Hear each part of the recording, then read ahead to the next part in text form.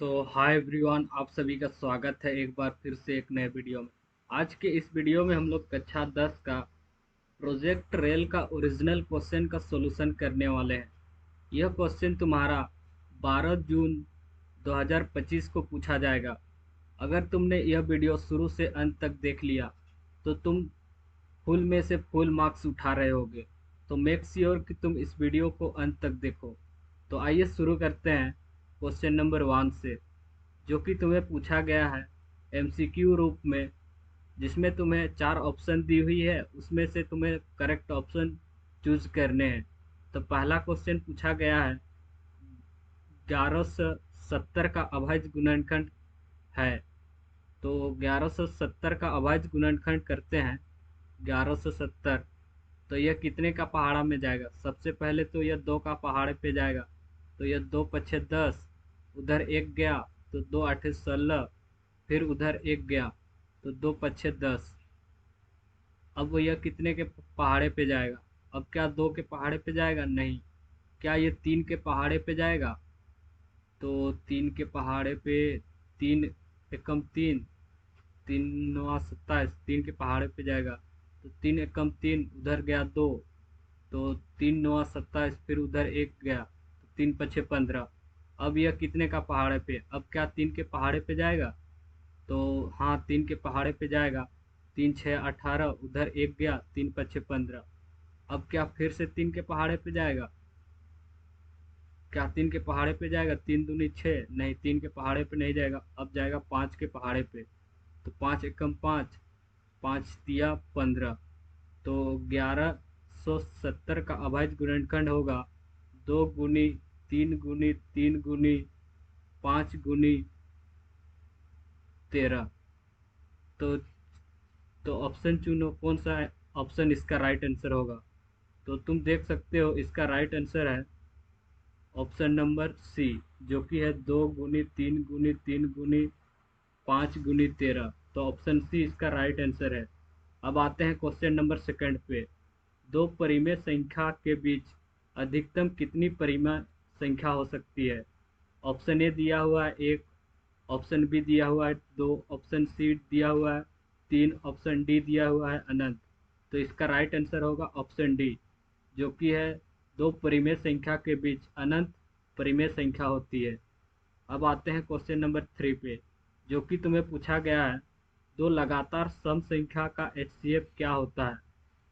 तो तुम्हें बता दूं, दो लगातार सम संख्या का एचसीएफ होता है 2। तो ऑप्शन ए है 2, जो कि इसका राइट आंसर होगा। अब आते हैं क्वेश्चन नंबर 4 पे, जो कि तुम्हें पूछा गया है बहुपद एक्स स्क्वायर माइनस 5 का शून्यक है। तो तुम्हें बहुपद दिया गया है पी एक्स के रूप में, पी एक्स बराबर एक्स स्क्वायर माइनस 5, और तुम्हें इसमें शून्यंक निकालने हैं। तो शून्यंक निकालने के लिए हम क्या करते हैं? शून्यंक निकालने के लिए हम लोग करते हैं पी एक्स का मान 0 रखते हैं। तो इस बहुपद में हम लोग पी एक्स का मान 0 रखेंगे। तो यहाँ से तुम्हारा मान निकल के आएगा 0 बराबर एक्स स्क्वायर माइनस 5। अब इसको राइट साइड ले जाओगे तो इसका मान निकल के आएगा एक्स स्क्वायर बराबर 5। अब इसको यहाँ से तुम x का मान निकालोगे तो x बराबर होगा प्लस माइनस √5, जो कि इसका राइट आंसर होगा। तो ऑप्शन चेक करते हैं। ऑप्शन पे तुम्हें दिया हुआ है, ऑप्शन ए दिया हुआ है तुम्हें +-5, ऑप्शन बी दिया हुआ है 0.5, ऑप्शन सी दिया हुआ है +-√5। तो ऑप्शन सी इसका राइट आंसर होगा। अब आते हैं क्वेश्चन नंबर 5 पे। द्विघात बहुपद x square minus 3x minus 4 का शून्यंक का योग क्या होगा? तो तुम्हें पता होना चाहिए कि शून्यंक का योग अल्फा प्लस बीटा बराबर होता है -b/a। तो यहाँ पे तुम देख सकते हो b के जगह पे कितना है? -3 है। तो यहाँ पे तो b की जगह पे रखो -3। तो -3/a की जगह पे कितना है? एक्स स्क्वायर के आगे कुछ नहीं, मतलब 1 है। तो यहाँ पे 1, तो इसका मान निकल के आएगा माइनस माइनस प्लस, यानी कि 3/1। तो 3/1 को हम लोग लिख सकते हैं 3, जो कि इसका राइट आंसर होगा। तो ऑप्शन ए में तुम देख सकते हो 3 दिया हुआ है, तो ऑप्शन ए इसका राइट आंसर होगा। अब आते हैं क्वेश्चन नंबर 6 पे, जो कि तुम्हें पूछा गया है शून्यांकों का योग -5 है और गुणनफल तुम्हें दिया हुआ है 3, तो बहुपद ज्ञात कीजिए। तो तुम्हें इस क्वेश्चन पे दिया गया है शून्यांकों का योग, यानी कि अल्फा प्लस बीटा का मान दिया हुआ है तुम्हें -5, और तुम्हें दिया हुआ है अल्फा इंटू बीटा का मान दिया हुआ है तुम्हें 3, और तुम्हें पता है बहुपद बनाने का सूत्र होता है x² minus alpha plus beta x plus alpha into beta. अब तुम्हें जो वैल्यू दी हुई है उसको यहाँ पे रखनी है। चलो हम लोग इसको रखते हैं, तो यहाँ से तुम्हारा बहुपद बन के निकल के आएगा x², अल्फा प्लस बीटा दिया हुआ है -5, x plus alpha into beta दिया हुआ है 3।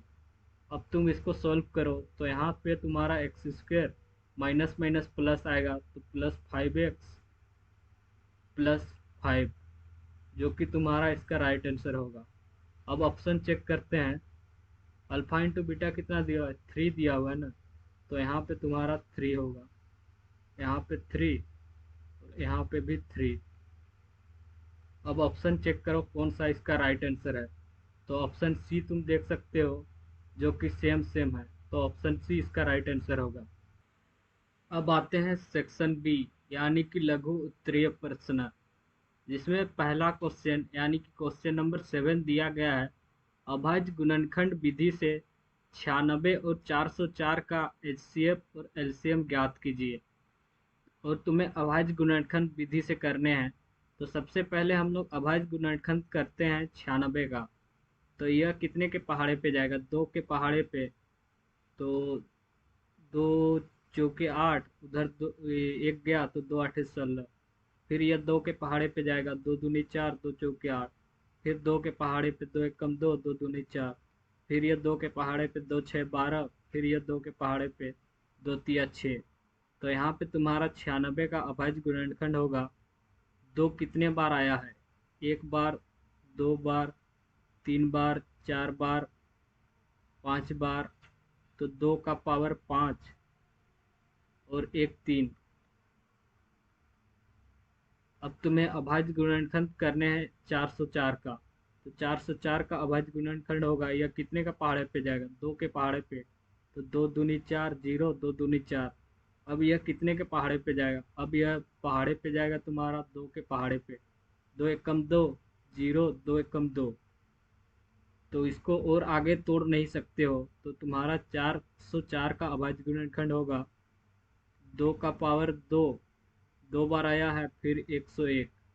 और तुम्हें पता है हम लोग जब अभाज्य गुणनखंड करते हैं उसके बाद हम लोग जब एलसीएम निकालते हैं, तो एलसीएम के लिए हम लोग अधिकतम पावर वाले संख्या को लेते हैं और जो बच जाता है उसको लेते हैं।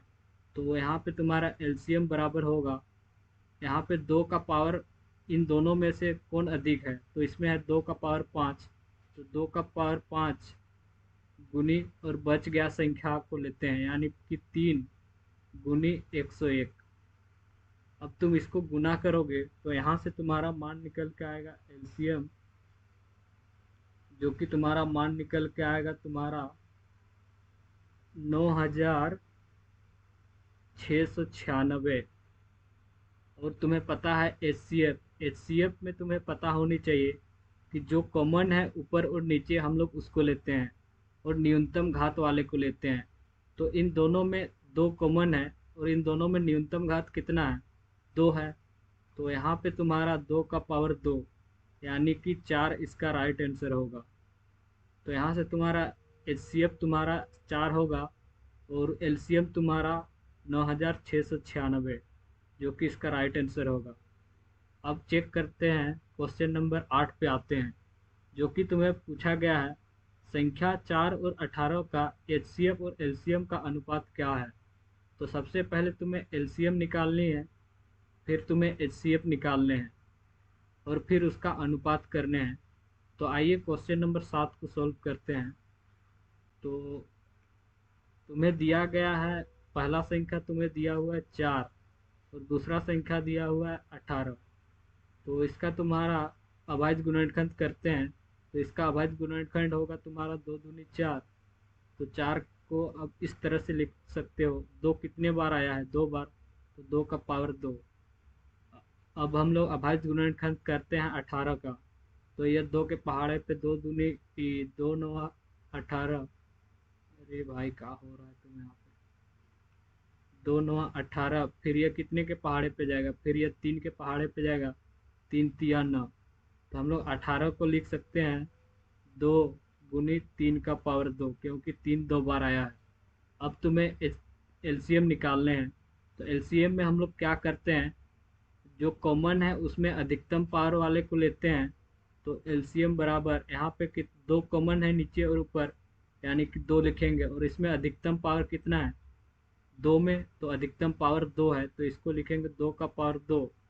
बचे हुए संख्या को लिखेंगे, तो बचे हुए संख्या है 3 का पावर 2। तो यहाँ से तुम मल्टीप्लाई करोगे तो 2 दूनी 4 और 3 तिया 9। तो यहाँ से तुम्हारा एलसीएम का मान निकल के आया 9 चौके 36। अब निकालते हैं एचसीएफ। तो एचसीएफ में तुम्हें पता होनी चाहिए, कॉमन संख्या को लेते हैं जो दोनों में है, और न्यूनतम घात वाले को लेते हैं।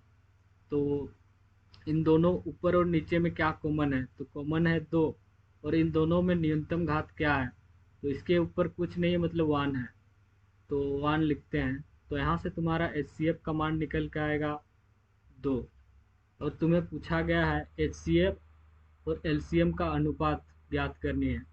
तो तुम्हें ज्ञात करनी है एचसीएफ बटे एलसीएम। तो यहाँ से तुम्हारा एचसीएफ का मान निकल के आया 2, और एलसीएम का मान निकल के आया 36।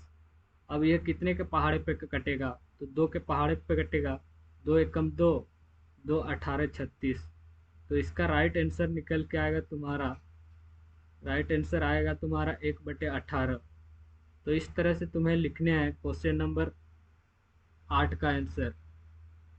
अब आते हैं क्वेश्चन नंबर 9 पे। बहुपद पी एक्स बराबर एक्स का पावर 4 माइनस 5x प्लस 6 का बहुपद जी एक्स से भाग दी जाए तो भागफल और शेषफल ज्ञात कीजिए। तो तुम्हें इसको भाग दे के इसका भागफल और शेषफल निकालनी है। तो इसको तुम खुद से कर सकते हो या बता दो। तो ये लंबा है, तो ये तुम्हारा होमवर्क रहेगा।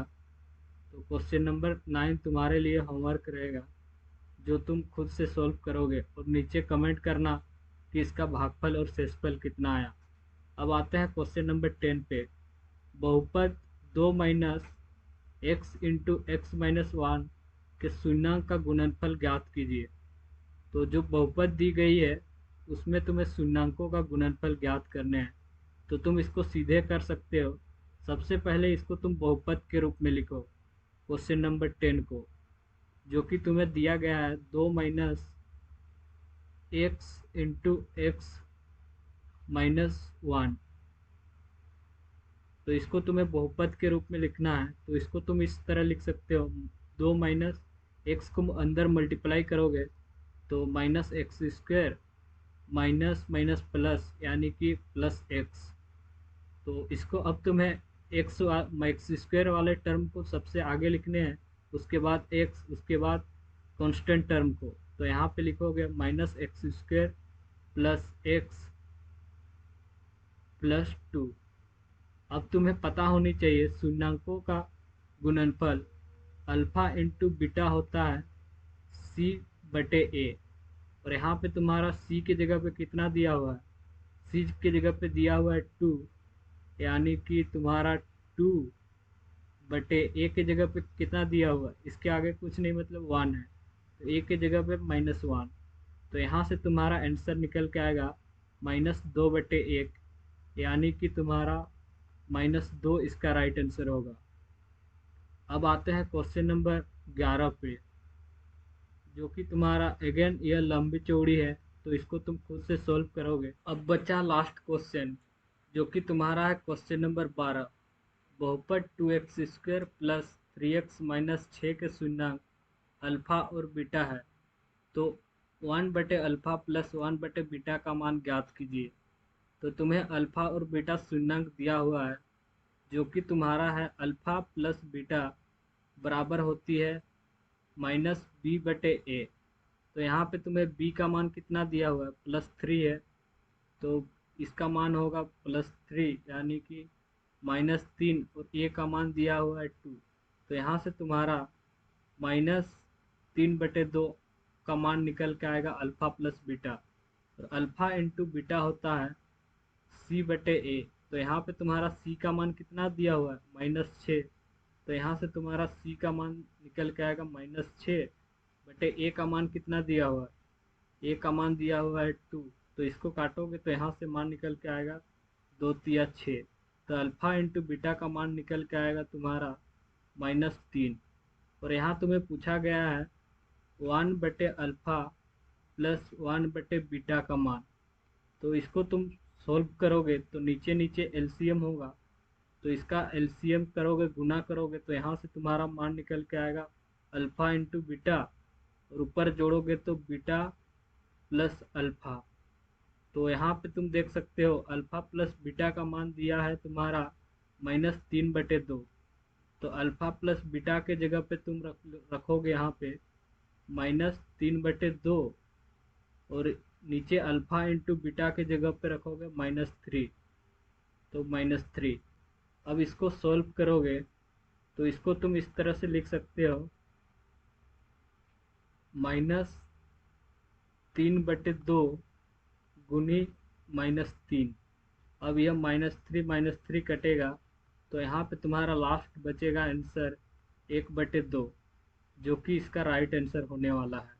इस तरह तुम्हें सॉल्व करने हैं। तो इस तरह तुम सॉल्व करते हो तो तुम्हें फुल में से फुल मार्क्स मिल रहा होगा। तो वीडियो पसंद आया तो चैनल को सब्सक्राइब करो और दोस्तों के साथ शेयर करो। बाकी बचे क्वेश्चन नंबर 11, और बचा, और कौन सा क्वेश्चन नंबर बचा, क्वेश्चन नंबर 9। यह तुम्हारा होमवर्क रहेगा। अगर तुम नहीं बना पाते हो तो नीचे कमेंट करो, इसका भी आंसर मैं बता दूंगा। तो मिलते हैं एक और नए वीडियो के साथ।